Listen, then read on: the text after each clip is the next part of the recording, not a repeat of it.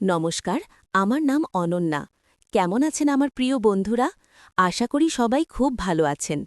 প্রতিদিনের মতো আজও আমি আপনাদের জন্য নিয়ে এসেছি এক নতুন, রোমাঞ্চকর এবং কিছুটা বিতর্কিত গল্প।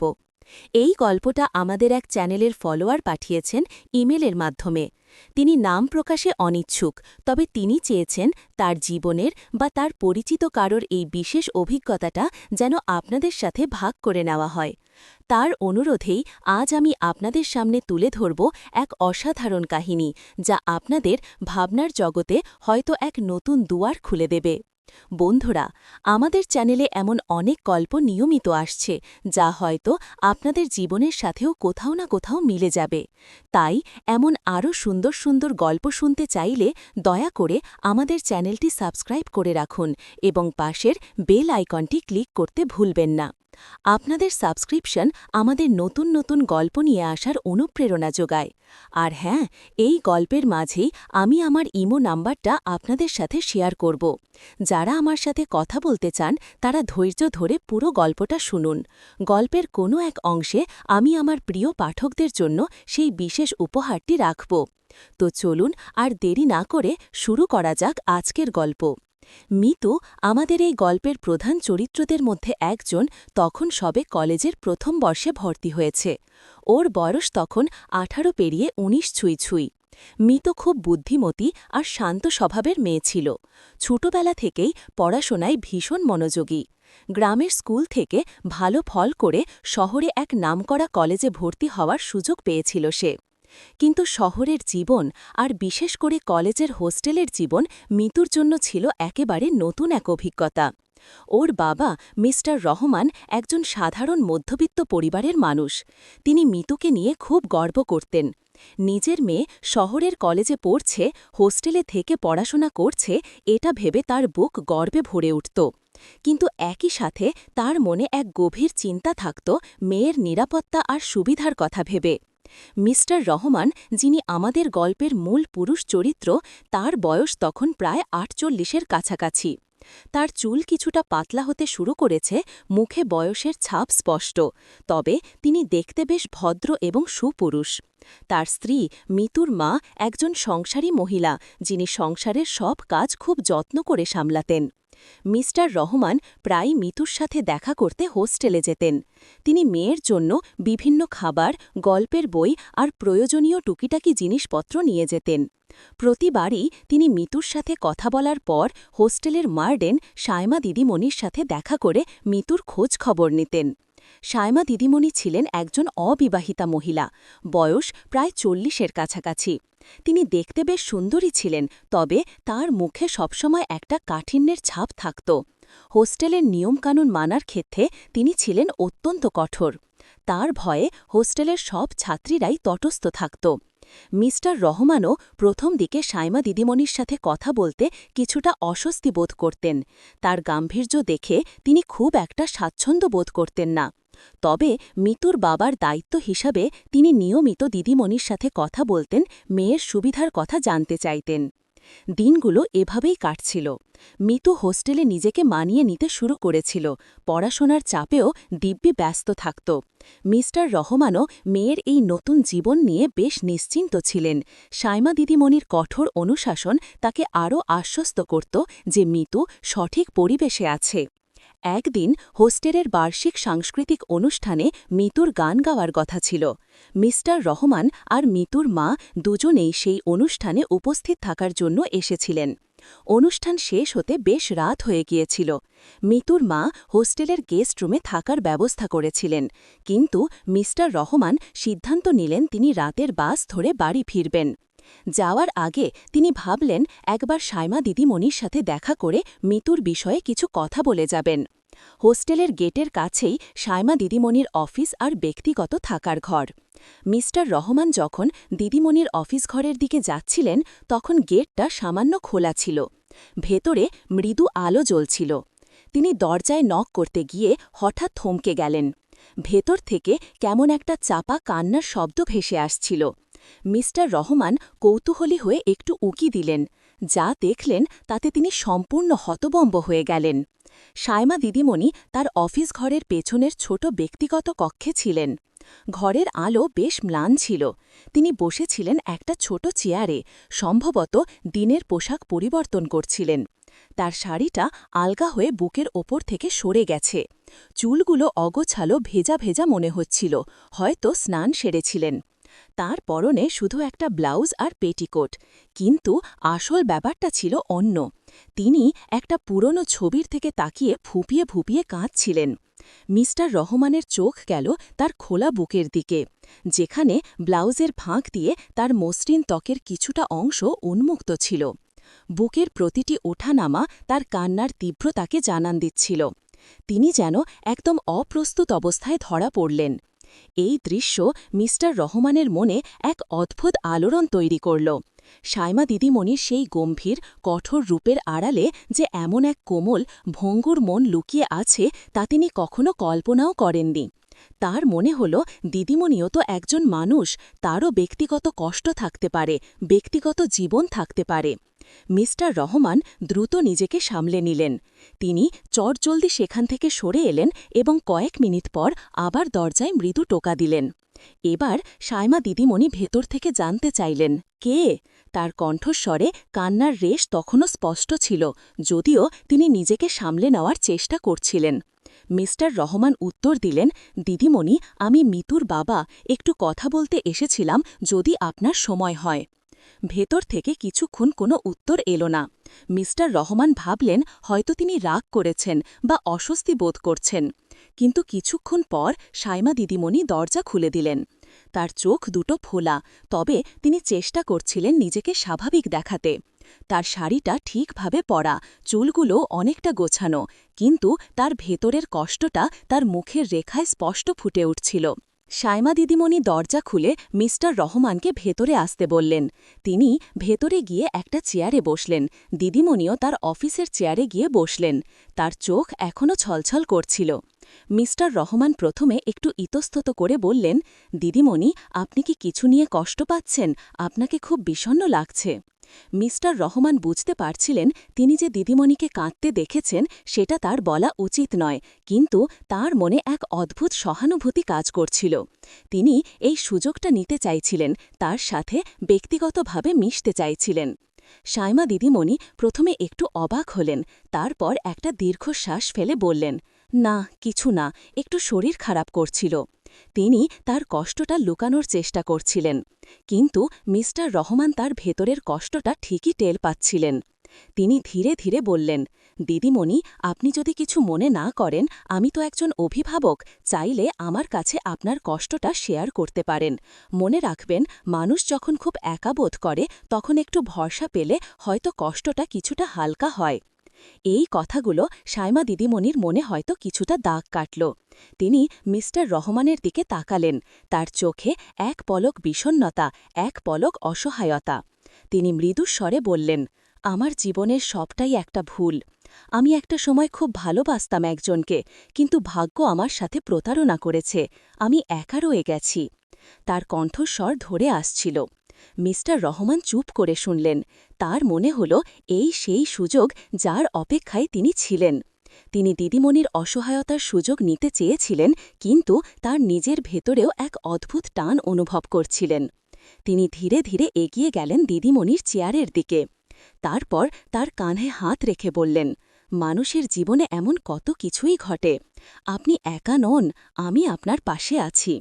দিদিমণি প্রথমে একটু চমকে উঠলেন মিস্টার রহমানের হাতের ছোঁয়ায়। তার চোখ দুটো বড় বড় হয়ে গেল, কিন্তু তিনি নিজেকে সরাতে পারলেন না। মিস্টার রহমানের হাতের উষ্ণতা যেন তার ভেতরের বরফ গলাতে শুরু করেছিল। তার নিঃশ্বাস ভারী হয়ে উঠল। তিনি মিস্টার রহমানের দিকে তাকালেন, তার চোখে এক নতুন দৃষ্টি, যা আগে কখনো দেখেননি। দিদিমণি কিছুক্ষণ চুপ করে রইলেন, তারপর ফুঁপিয়ে কেঁদে উঠলেন। তার কাঁধ দুটো মিস্টার রহমানের হাতের নিচে কাঁপছিল। মিস্টার রহমান তাকে আরও কাছে টেনে নিলেন, আলতো করে তার পিঠে হাত বোলাতে লাগলেন। দিদিমণি তার বুকে মাথা রাখলেন, আর মিস্টার রহমান অনুভব করলেন তার উষ্ণ নিঃশ্বাস। এই মুহূর্তটা ছিল তাদের দুজনের জন্য এক নতুন সম্পর্কের শুরু।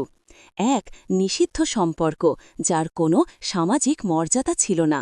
সেদিন রাতে মিস্টার রহমান হোস্টেল থেকে ফিরে এলেন এক মিশ্র আনন্দ নিয়ে। তার মনে আনন্দ ছিল, আবার এক অজানা ভয়ও ছিল।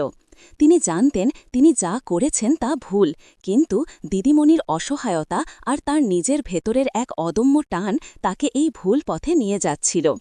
তিনি দিদিমণির শরীরের উষ্ণতা, তার নরম হাতের ছোঁয়া আর তার ভেতরের কষ্টগুলো অনুভব করতে পারছিলেন। তার মনে হল দিদিমণি শুধু একজন কঠোর ওয়ার্ডেন নন, তিনি একজন নারী, যারও ভালোবাসা আর সাহচর্যের প্রয়োজন আছে। পরের কয়েকদিন মিস্টার রহমান খুব অস্থিরতায় কাটালেন। বারবার তার মনে দিদিমণির ছবি ভেসে উঠছিল, তার কান্না, তার অসহায় মুখ।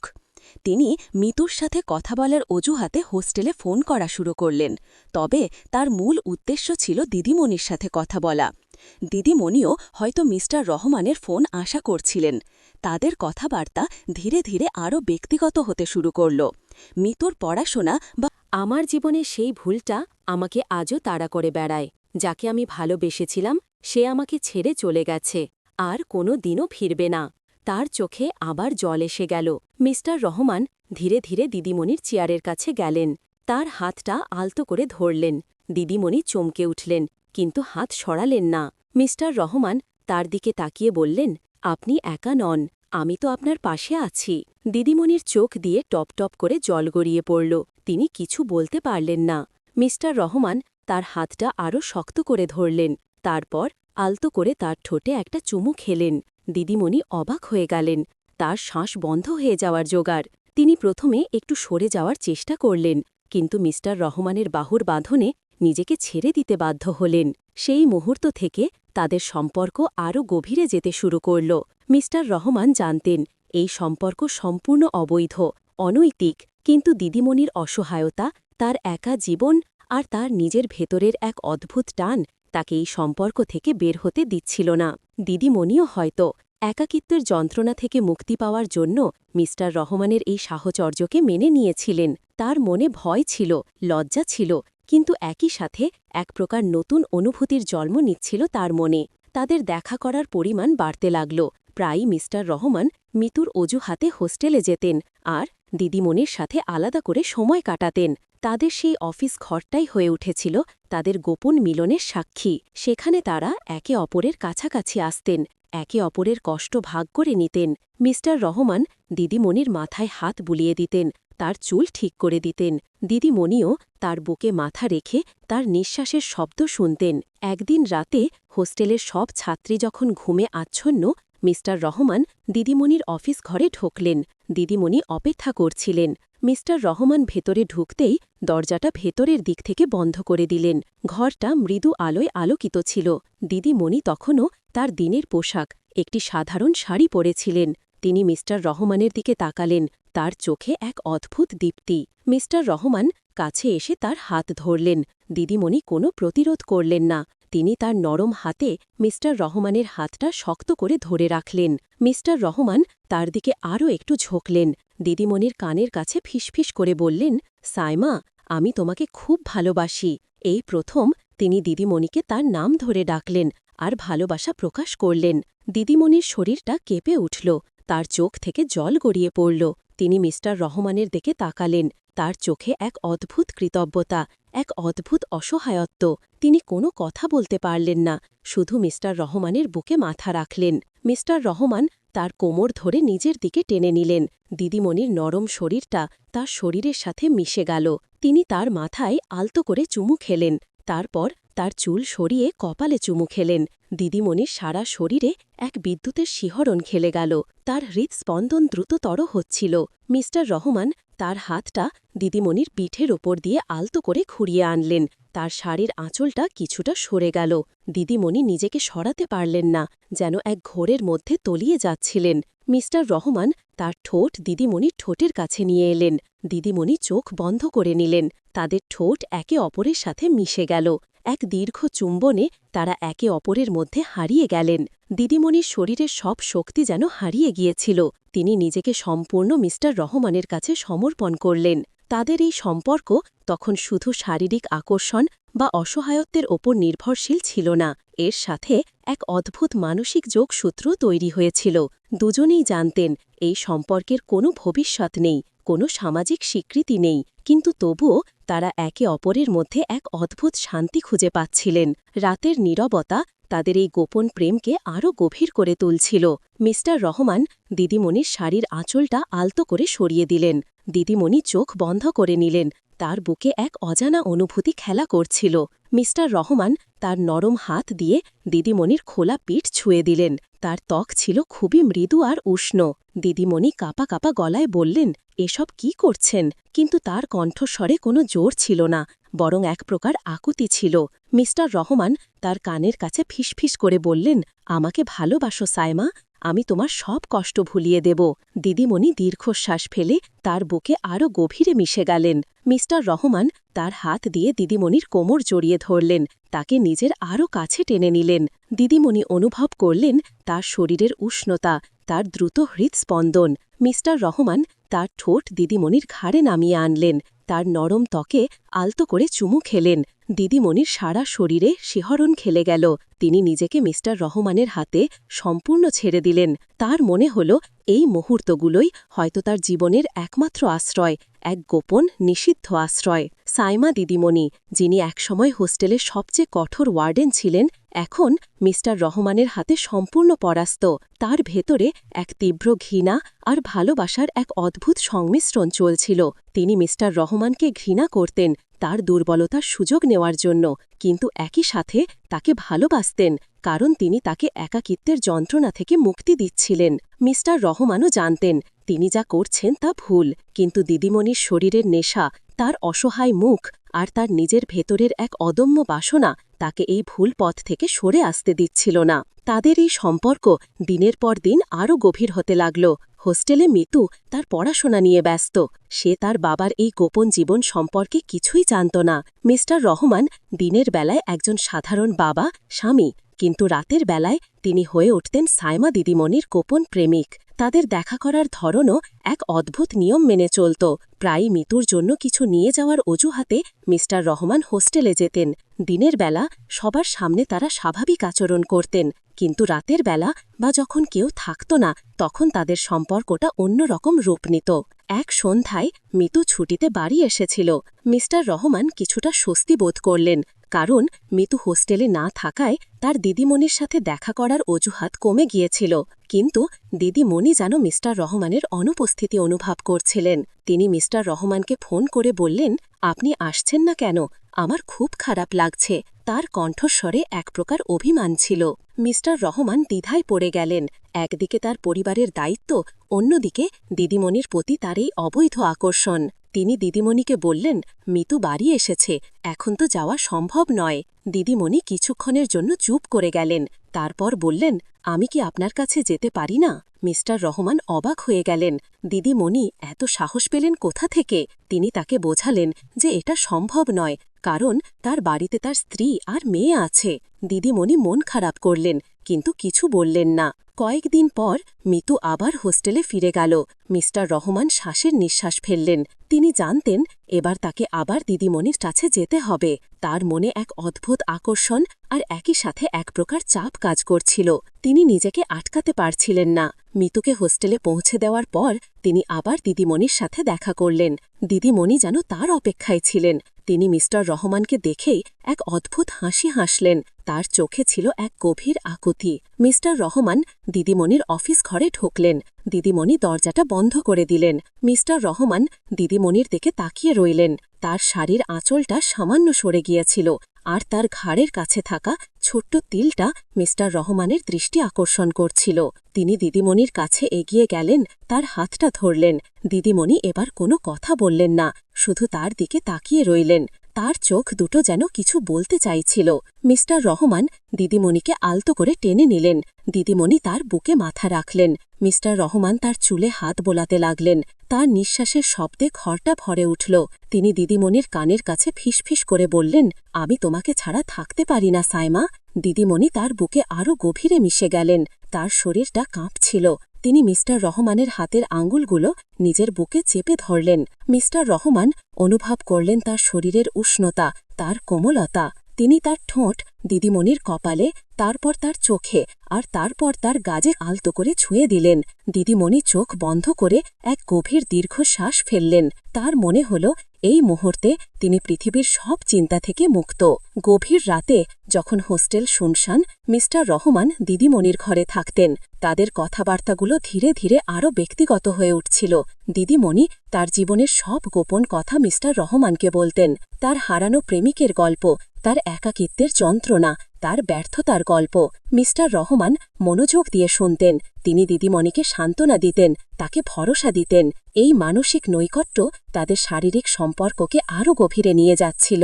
একদিন রাতে যখন তারা দুজনেই দিদিমণির ব্যক্তিগত কক্ষে ছিলেন, মিস্টার রহমান দিদিমণিকে জিজ্ঞাসা করলেন, সাইমা, তুমি কি এই সম্পর্কে খুশি?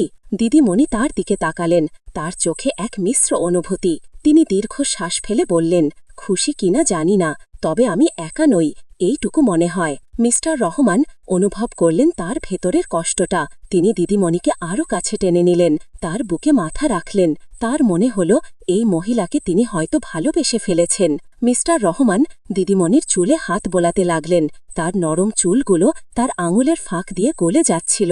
দিদিমণি চোখ বন্ধ করে সেই স্পর্শ উপভোগ করছিল।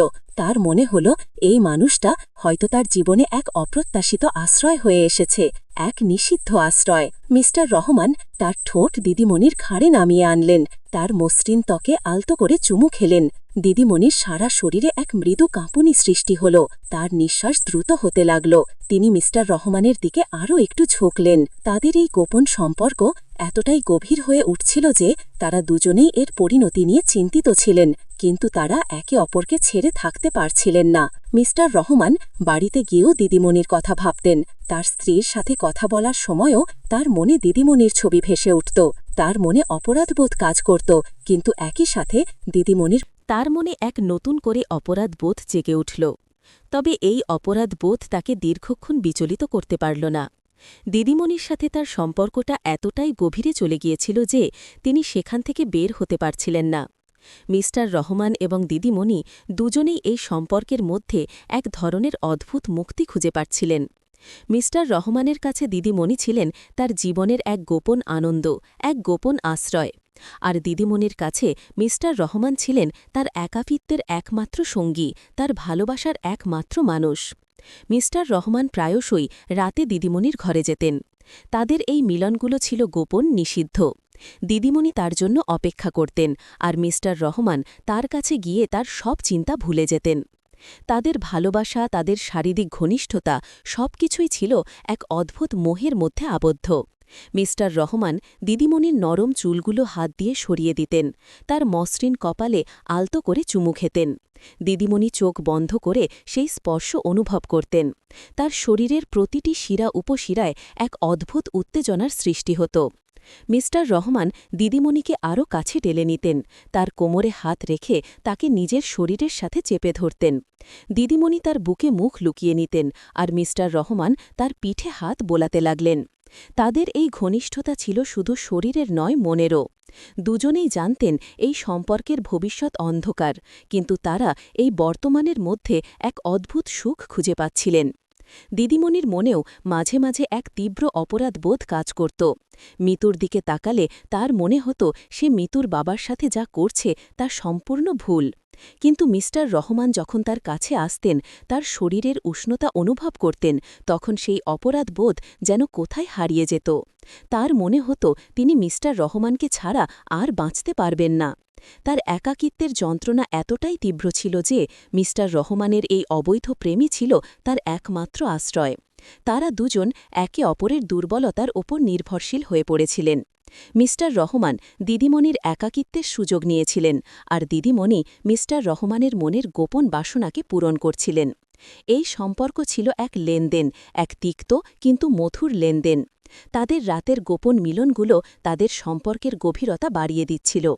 মিস্টার রহমান যখন দিদিমণির শরীরে হাত বোলাতেন, তখন দিদিমণি এক অদ্ভুত ঘড়ির মধ্যে তলিয়ে যেতেন।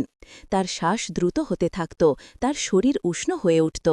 মিস্টার রহমান তার ঠোঁট দিদিমণির কানের কাছে নিয়ে এসে ফিসফিস করে বলতেন, তুমি আমার, শুধু আমার। দিদিমণি চোখ বন্ধ করে সেই কথাগুলো শুনতেন। তার মনে হতো তিনি পৃথিবীর সবচেয়ে সুখী নারী। মিস্টার রহমান দিদিমণির শাড়ির আঁচলটা আলতো করে সরিয়ে দিতেন। তার ব্লাউজের ওপর দিয়ে তার মসৃণ ত্বকের কিছুটা অংশ উন্মুক্ত হতো। মিস্টার রহমান সেই ত্বকে আলতো করে চুমো খেতেন। দিদিমণি তার বুকে মাথা রেখে তার নিঃশ্বাসের শব্দ শুনতেন। তাদের এই ঘনিষ্ঠতা ছিল শুধু শরীরের নয়, আত্মারও। দুজনেই জানতেন এই সম্পর্ক সমাজ বা পরিবারের কাছে অগ্রহণযোগ্য, কিন্তু তারা একে অপরের মধ্যে এক অদ্ভুত শান্তি আর সুখ খুঁজে পাচ্ছিলেন। এইভাবেই তাদের দিন কাটছিল, সপ্তাহের পর সপ্তাহ, মাসের পর মাস। মিতু হোস্টেলে তার পড়াশোনা চালিয়ে যাচ্ছিল, আর তার বাবা এবং ওয়ার্ডেন দিদিমণির মধ্যে গড়ে উঠেছিল এক অবৈধ গোপন সম্পর্ক। এই সম্পর্কের কোনো সামাজিক মর্যাদা ছিল না, কিন্তু তাদের দুজনকে এই সম্পর্ক এক অদ্ভুত বন্ধনে আবদ্ধ করে রেখেছিল। তারা দুজনেই জানতেন এই সম্পর্কের পরিণতি কী হবে তা কেউ জানে না, কিন্তু তারা এই মুহূর্তে একে অপরের সান্নিধ্যকে উপভোগ করছিলেন, একে অপরের মধ্যে নিজেদের হারিয়ে ফেলছিলেন। এই গল্প হয়তো অনেকের কাছে বিতর্কিত মনে হতে পারে, কিন্তু এটাই সমাজের এক গোপন দিক যা আমরা প্রায়শই এড়িয়ে যাই।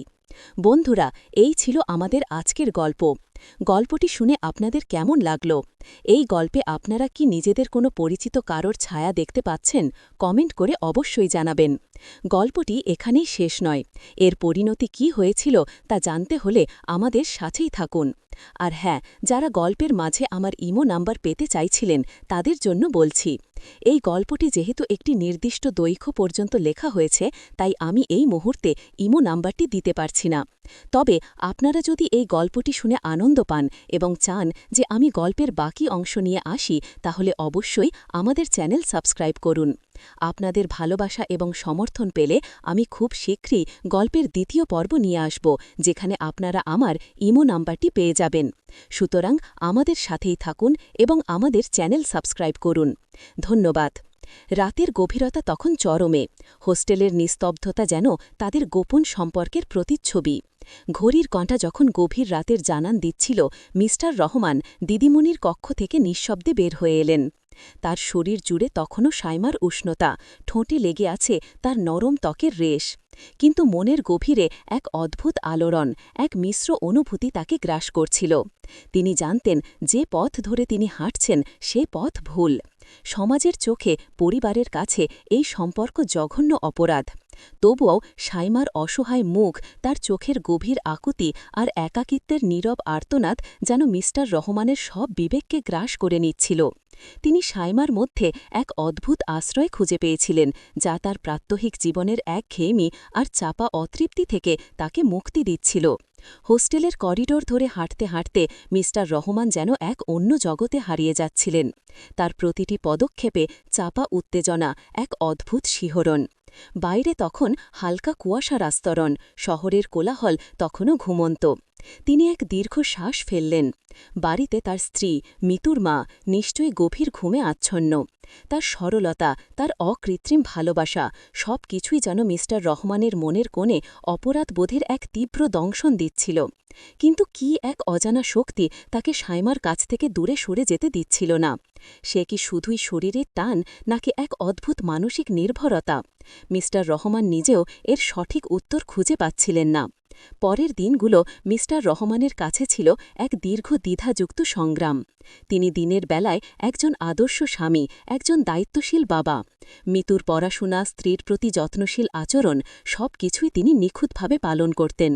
কিন্তু যেই সন্ধ্যার আধার ঘনিয়ে আসত, তার মন তখন ছুটে যেত হোস্টেলের দিকে, সাইমার কাছে। মিতুর সাথে কথা বলার অজুহাত হোস্টেলের কোনো কাজের ছুতো, এভাবেই তিনি নিয়মিত সাইমার সাথে দেখা করতে যেতেন। তাদের সম্পর্ক তখন কেবল শারীরিক ঘনিষ্ঠতার মধ্যে সীমাবদ্ধ ছিল না, তা এক গভীর মানসিক বন্ধনে পরিণত হয়েছিল। সাইমা মিস্টার রহমানকে তার জীবনের সব অপ্রকাশিত দুঃখ, কষ্ট আর স্বপ্নগুলো বলতেন। মিস্টার রহমানও যেন তার মধ্যে দিয়ে এক নতুন জীবনের স্বাদ পাচ্ছিলেন, যা তার দাম্পত্য জীবনে অনুপস্থিত ছিল। সাইমা দিদিমণির জীবনেও মিস্টার রহমান ছিলেন এক অনুপেক্ষিত অতিথি, এক নিষিদ্ধ আশ্রয়। তার ৪০ ছুঁই ছুঁই জীবনে একাকিত্বের যে গভীর ক্ষত ছিল, মিস্টার রহমানের সান্নিধ্য যেন সেই ক্ষতে এক সাময়িক প্রলেপ দিচ্ছিল। তিনি জানতেন মিস্টার রহমান একজন বিবাহিত পুরুষ, তার পরিবার আছে। এই সম্পর্কের কোনো ভবিষ্যৎ নেই, কিন্তু তবুও তিনি মিস্টার রহমানের কাছ থেকে নিজেকে দূরে সরিয়ে রাখতে পারতেন না। মিস্টার রহমানের শরীরের উষ্ণতা, তার কোমল স্পর্শ, তার সান্ত্বনার বাণী সবকিছুই সাইমার কাছে ছিল এক অমূল্য সম্পদ। তিনি ভয় পেতেন একদিন হয়তো এই সম্পর্ক শেষ হয়ে যাবে, তিনি আবার সেই একাকিত্বের অন্ধকারে তলিয়ে যাবেন। একদিন মিতু লক্ষ্য করল তার বাবার আচরণে কিছুটা পরিবর্তন এসেছে। বাবা আগে হোস্টেলে আসলে সরাসরি মিতুর রুমে চলে যেতেন বা ওয়ার্ডেনের সাথে সংক্ষিপ্ত কথা সেরে চলে আসতেন, কিন্তু ইদানিং তিনি হোস্টেলে আসার পর অনেকটা সময় ওয়ার্ডেন দিদিমণির অফিস রুমে কাটান। কখনো কখনো মিতুর সাথে দেখা হওয়ার পরও বাবা বলতেন, আমি দিদিমণির সাথে একটু কাজ সেরে আসছি। মিতু প্রথম দিকে এসব নিয়ে মাথা ঘামায়নি। সে ভেবেছিল হয়তো হোস্টেলের নিয়মকানুন সংক্রান্ত কিছু কথা থাকে, কিন্তু ধীরে ধীরে তার মনে এক সূক্ষ্ম সন্দেহ উঁকি দিতে শুরু করল। বাবা যখন দিদিমণির সাথে কথা বলতেন তখন তাদের কণ্ঠস্বর বেশ চাপা থাকত এবং তাদের চোখের ভাষাতেও মিতু এক অদ্ভুত পরিবর্তন লক্ষ্য করত। দিদিমণি, যিনি সবসময় কঠোর আর গম্ভীর থাকতেন, বাবার সাথে কথা বলার সময় তার চোখে এক অদ্ভুত নরম ভাব ফুটে উঠত। মিতু ভেবেছিল হয়তো এটা তার ভুল ধারণা, কিন্তু মনের কোণে এই প্রশ্নটা সে দমন করতে পারছিল না।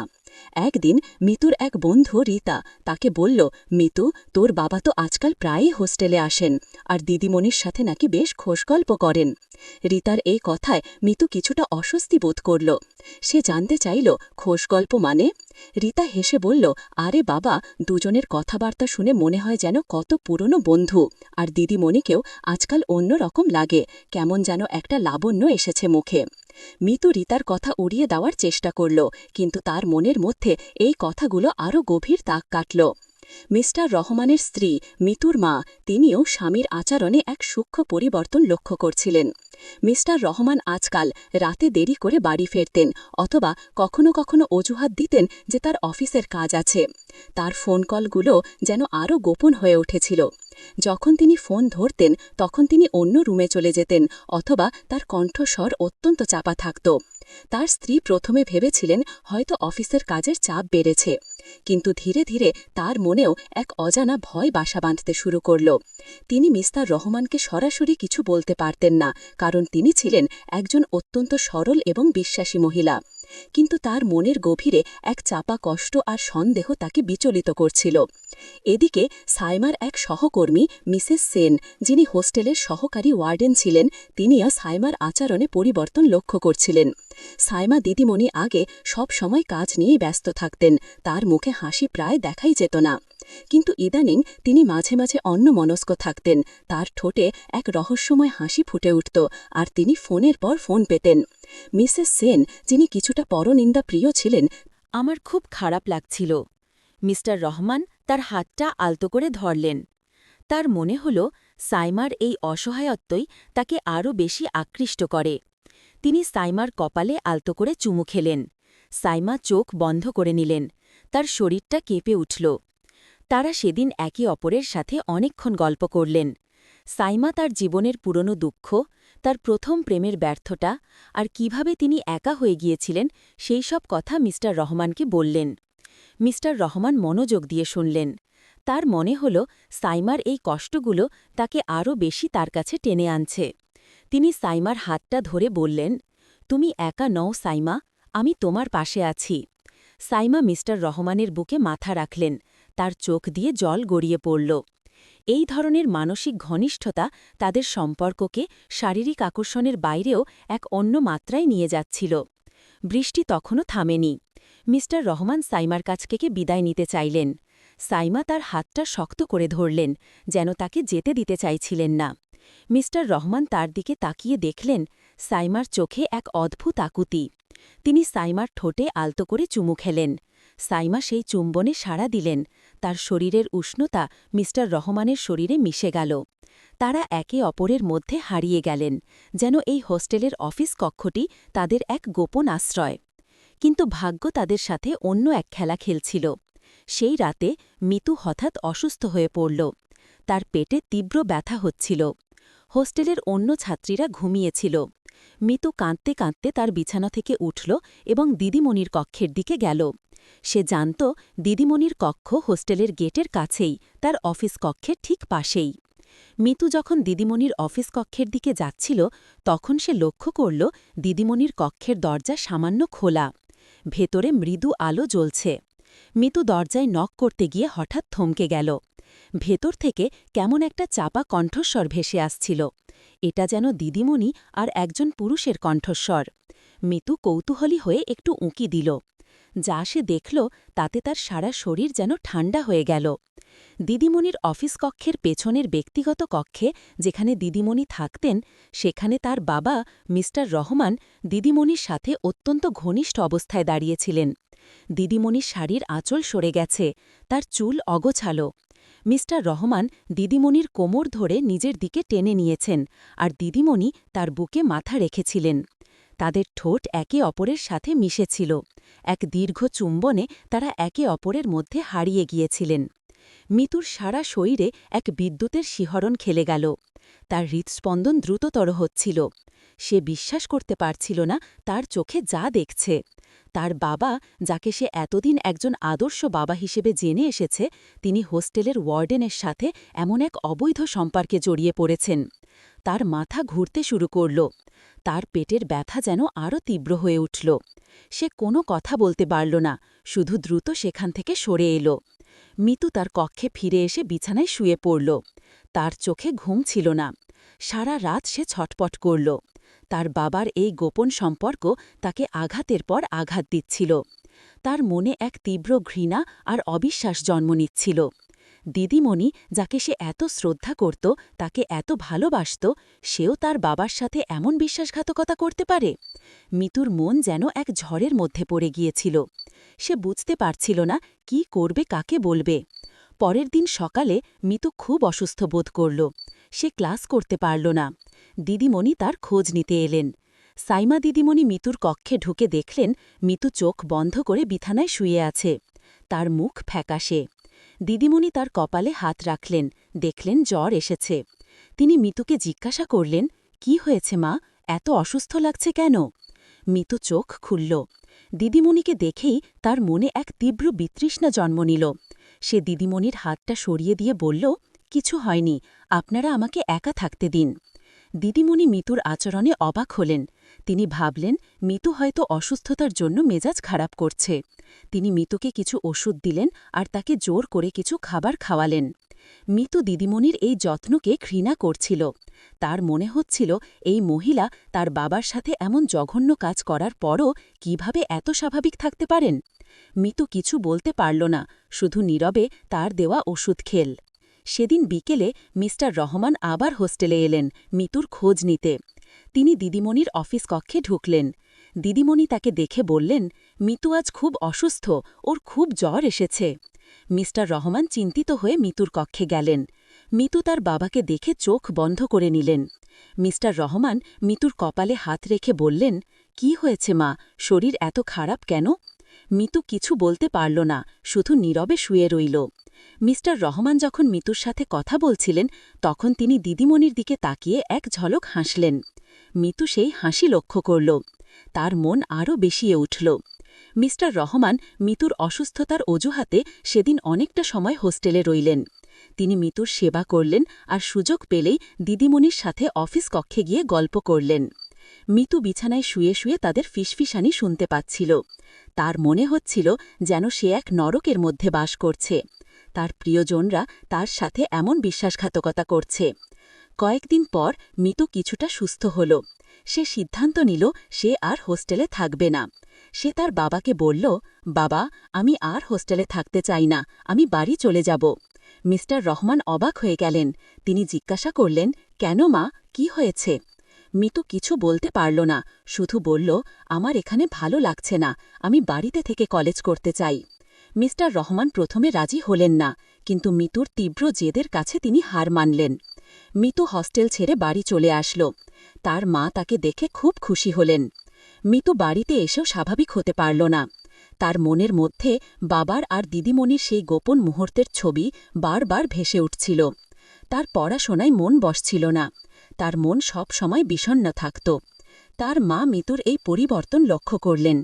তিনি জিজ্ঞাসা করলেন, কি হয়েছে মা, তোর মন খারাপ কেন? হোস্টেলে কিছু হয়েছে কি? মিতু কিছু বলতে পারল না, শুধু নীরবে তার মায়ের বুকে মুখ লুকিয়ে কাঁদতে লাগল। মিতুর মা বুঝতে পারলেন কিছু একটা হয়েছে। তিনি মিতুকে জোর করলেন, বল মা, কি হয়েছে? তুই আমাকে লুকাবি না, তোর মন খারাপ দেখে আমারও খুব কষ্ট হচ্ছে। মিতু অনেকক্ষণ চুপ করে রইল। তারপর তার মায়ের দিকে সব কথা বলল। তার বাবা আর দিদিমণির গোপন সম্পর্ক, তাদের ঘনিষ্ঠ মুহূর্ত, সব কিছু সে তার মাকে খুলে বলল। মিতুর মা মিতুর কথা শুনে যেন আকাশ থেকে পড়লেন। তার সারা শরীর কাঁপছিল। তিনি বিশ্বাস করতে পারছিলেন না তার স্বামী, যাকে তিনি এত বিশ্বাস করতেন, ভালোবাসতেন, সে এমন জঘন্য কাজ করতে পারে। তার চোখে জল এসে গেল। তিনি মিতুকে বুকে জড়িয়ে ধরে কাঁদতে লাগলেন।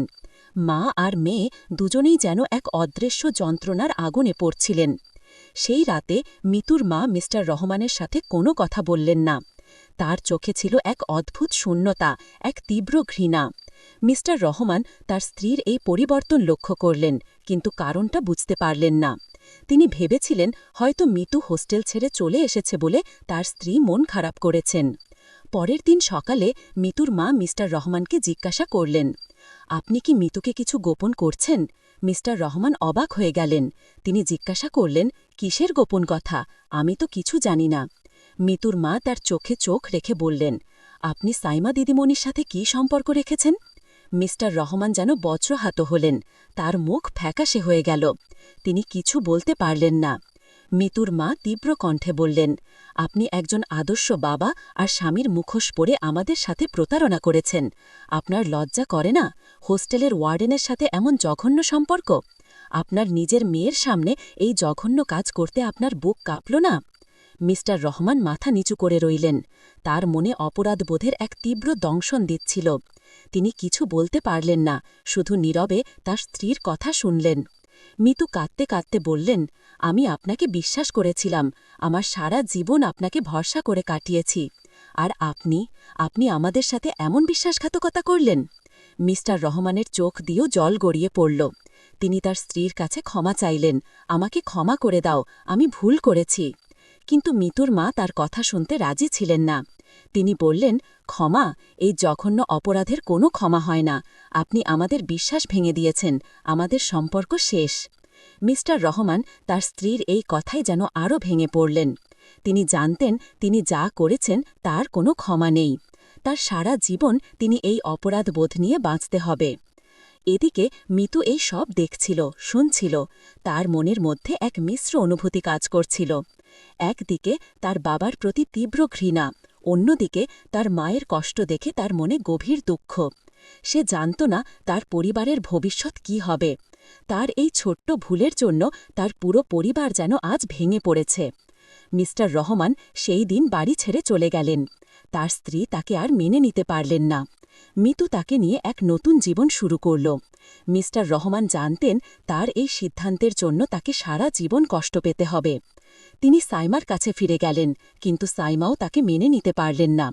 তার এই গোপন সম্পর্ক প্রকাশিত হওয়ার পর হোস্টেল কর্তৃপক্ষ তাকে চাকরি থেকে বরখাস্ত করেছিল।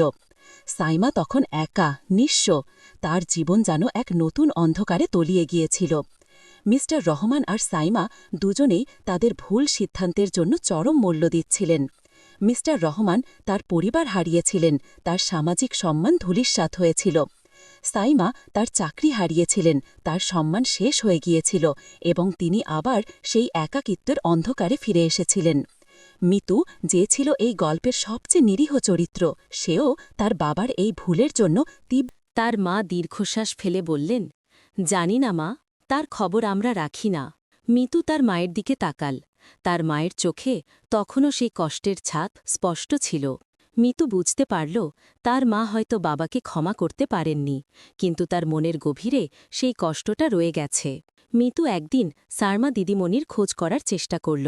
সে জানতে চাইল দিদিমণি কোথায় আছেন, কি করছেন, কিন্তু সে কোনো খবর পেল না। সাইমা যেন পৃথিবীর বুক থেকে হারিয়ে গিয়েছিলেন। তার এই পরিণতি মিতুকে আরও দুঃখ দিয়েছিল। মিতু বুঝতে পারল এক ভুলের জন্য কতগুলো জীবন নষ্ট হয়ে গেল। এই গল্পের শেষে এসে আমরা দেখতে পাই নিষিদ্ধ সম্পর্কের পরিণতি কতটা ভয়াবহ হতে পারে। সমাজের চোখে যা অগ্রহণযোগ্য তা ব্যক্তিগত জীবনেও অনেক সময় ধ্বংস ডেকে আনে। মিস্টার রহমান, সাইমা, মিতু আর তার মা প্রত্যেকেই এই গল্পের মাধ্যমে আমাদের এক কঠিন শিক্ষা দিয়ে গেলেন। মানুষের জীবনে লোভ, লালসা আর একাকিত্ব কতটা মারাত্মক হতে পারে তা এই গল্পে পরিষ্কার ফুটে উঠেছে। মিস্টার রহমানের জীবনের শেষ দিনগুলো কেটেছিল চরম অনুশোচনায়। তিনি তার পরিবার, তার সম্মান সবকিছু হারিয়ে এক নিঃস্ব জীবন যাপন করছিলেন। তার মনে বারবার তার স্ত্রী আর মিতুর মুখ ভেসে উঠত। তিনি বুঝতে পারছিলেন তার ভুলের জন্য তিনি নিজেকে কোনোদিন ক্ষমা করতে পারবেন না। তার এই অনুশোচনা তাকে তিলে তিলে শেষ করে দিচ্ছিল। সাইমার জীবনও ছিল এক চরম ট্র্যাজেডি। মিস্টার রহমানের সাথে তার সম্পর্ক তাকে সাময়িক আনন্দ দিলেও শেষ পর্যন্ত তাকে আরও গভীর একাকিত্বের দিকে ঠেলে দিল। তার সমাজ, তার কর্মস্থল সব কিছু থেকে সে বিচ্ছিন্ন হয়ে গেল। তার মনে হয়েছিল মিস্টার রহমানই তার জীবনের একমাত্র ভরসা। কিন্তু যখন সেই ভরসাও চলে গেল তখন তার জীবন অর্থহীন হয়ে পড়ল। সাইমার জীবন হয়ে উঠল এক বিচ্ছিন্ন দ্বীপে নির্বাসিত এক বন্দির মতো। তার মনে প্রতি মুহূর্তে এক চাপা যন্ত্রণা, এক গভীর শূন্যতা।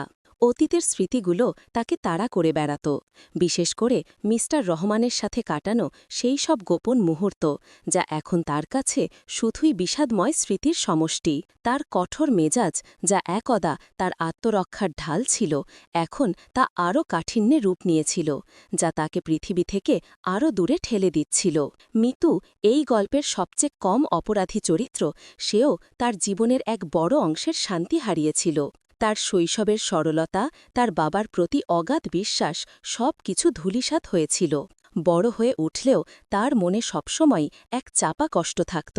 সে আর আগের মতো হাসি খুশি ছিল না। তার চোখে সবসময় এক বিষণ্ণতা লেগে থাকত যা তার প্রিয়জনদেরও পীড়া দিত। তার মা তাকে দেখে প্রায়শই দীর্ঘশ্বাস ফেলতেন, কারণ তিনি জানতেন তার মেয়ের এই দুঃখের কারণ কি। মিতু যদিও তার মায়ের সাথে নতুন জীবন শুরু করেছিল, কিন্তু সেই ভাঙা পরিবারের ক্ষত তাকে সবসময় তাড়া করত। সে যখন অন্য পরিবারগুলোকে দেখত যেখানে বাবা মা একসাথে আছেন, তাদের সন্তানরা হাসি খুশি, তখন তার মনে এক অদ্ভুত হাহাকার জেগে উঠত। সে নিজেকে প্রশ্ন করত, কেন তার সাথে এমন হল? তার বাবা কেন এমন ভুল করলেন? এই প্রশ্নগুলোর কোনো উত্তর সে খুঁজে পেত না, শুধু নীরবে কষ্ট পেত। একবার মিতু এক বন্ধুর বিয়েতে গিয়েছিল। সেখানে সে তার বাবার পুরনো এক বন্ধুকে দেখল। সেই বন্ধু তাকে জিজ্ঞাসা করল, মিতু, তোর বাবা কেমন আছে? অনেকদিন তার খবর পাই না। মিতু কিছুক্ষণ চুপ করে রইল, তারপর বলল, আমি জানি না আঙ্কেল, তার সাথে আমাদের যোগাযোগ নেই। বন্ধুর মুখ দেখে মিতু বুঝতে পারল তার বাবার অবস্থা হয়তো ভালো নেই, কিন্তু মিতু তার বাবার খোঁজ নেওয়ার সাহস বা ইচ্ছে কোনোটাই পেল না। তার মনে তখনও সেই দৃশ্যটা স্পষ্ট ছিল যখন সে তার বাবাকে সাইমা দিদিমণির সাথে ঘনিষ্ঠ অবস্থায় দেখেছিল। এই ঘটনাটা মিতুর জীবনে এক গভীর প্রভাব ফেলেছিল। সম্পর্কের প্রতি এক প্রকার অনীহা অনুভব করত। ভালোবাসা, বিশ্বাস, সম্পর্ক এই শব্দগুলো তার কাছে অর্থহীন মনে হতো। সে নিজেকে একা রাখতেই বেশি পছন্দ করত। তার বন্ধুরা তাকে বলত, মিতু, তুই এত একা কেন থাকিস? একটা সম্পর্ক কর। কিন্তু মিতু শুধু হাসত। সে জানত সম্পর্কের গভীরে গেলে কী ধরনের আঘাত পেতে হতে পারে। মিতুর মা, যিনি এই সব ঘটনার সবচেয়ে বড় শিকার হয়েছিলেন, তিনি তার মেয়েকে দেখে আরও কষ্ট পেতেন। তিনি বুঝতে পারতেন মিতু তার বাবার ভুলের জন্য কতটা ভুগছে। তিনি মিতুকে বলতেন, মা, অতীতকে ভুলে যা, নতুন করে বাঁচতে শেখ। কিন্তু মিতুর পক্ষে তা সম্ভব ছিল না। তার অতীত তার পিছু ছাড়ত না।